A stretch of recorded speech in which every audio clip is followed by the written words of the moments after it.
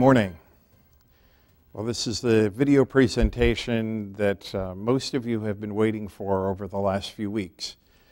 I can't say that I'm dreading this because we've spent so much time on working on these cuts that there's almost a sense of relief that we get this out and then go to work on implementing the recommendations I'm going to make and move on with things. I do want to begin by just sharing with you the process we used this year because it was slightly different than last year. Last year, I had several groups advising me, the Budget Advisory Committee, the district principals and directors, my staff of superintendents and chief officers, and of course, the board members. This year, we started in January with the Budget Advisory Committee, and they continued their work all the way through to our final big meeting, and I'll explain what that was like in just a minute.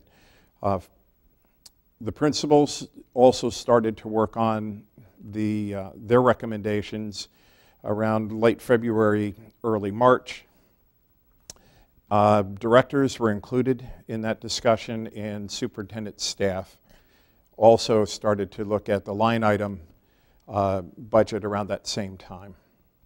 Line item budget, when I use that term, refers to all of the non-personnel expenditures in the district, materials and supplies, fuel, electricity, substitute dollars, all of those kinds of things. This year, after each group came forward with their recommendations, we then convened the entire group of people that were in the process. So we brought the BAC in, the principals, our directors, and superintendent staff.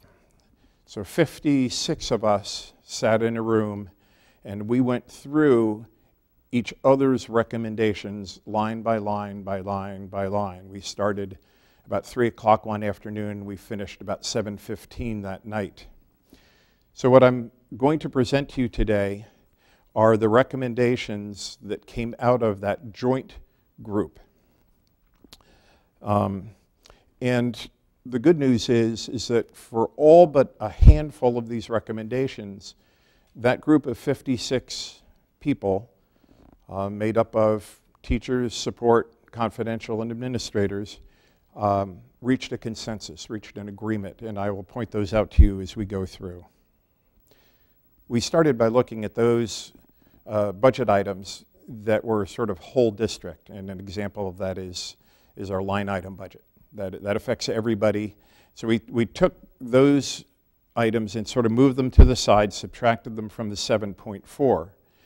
Right around this same time, I brought forward the fact that we had received in our insurance reimbursement in January about $2 million that came in that could go back into general revenue. And so we made that recommendation, but that brought our problem down to a $5.4 million problem.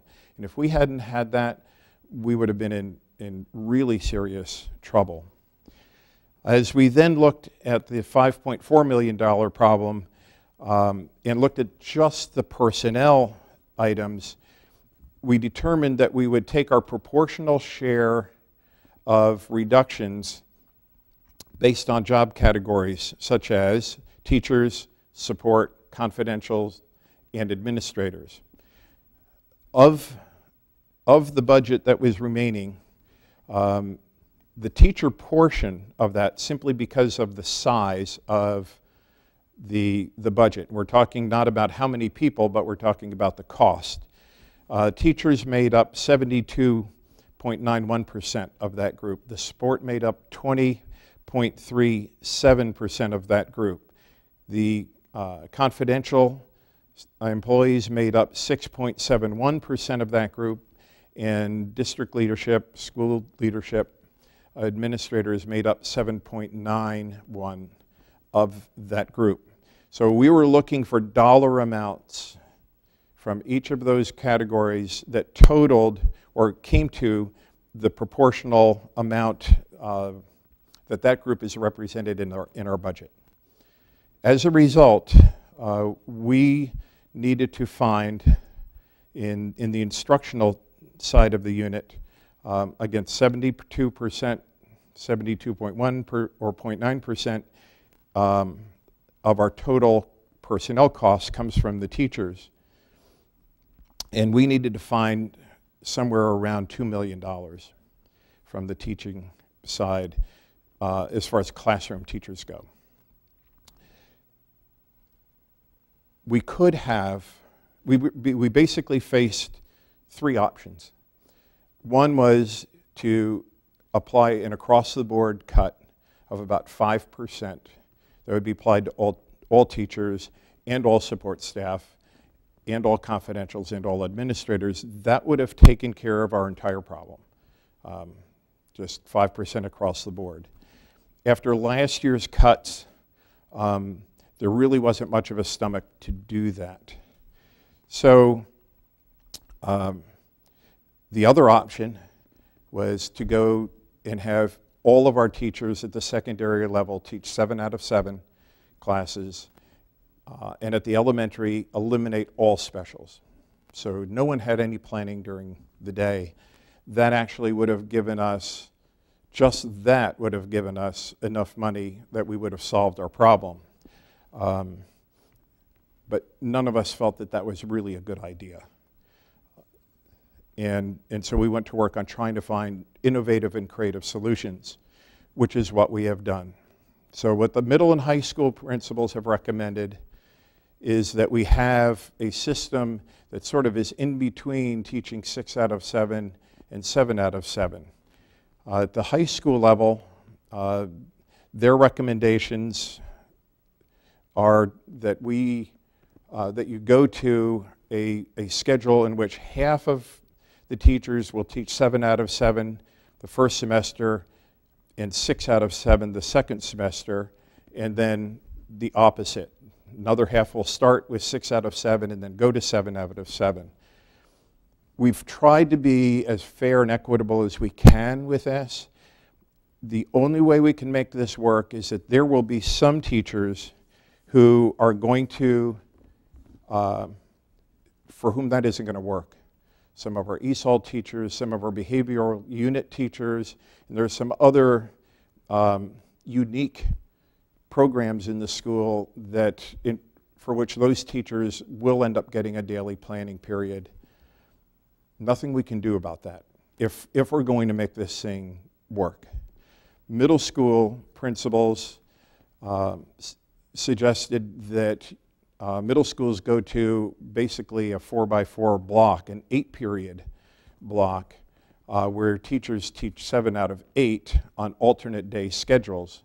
So middle school teachers will get planning every other day. I'm going to come back to the elementary cuts in just a minute. Some other recommendations that I'm going to be making, and this is an appropriate spot for me to just pause and remind you, all of these are simply recommendations that I plan on making to the school board. The school board has yet to vote. The school board has yet to be presented this information as a body. I've had individual discussions with board members about some of my plans, especially the ones that I thought may be a little bit dicey, but we're not workshopping the board on this until Wednesday. I believe it's May 14th or 15th.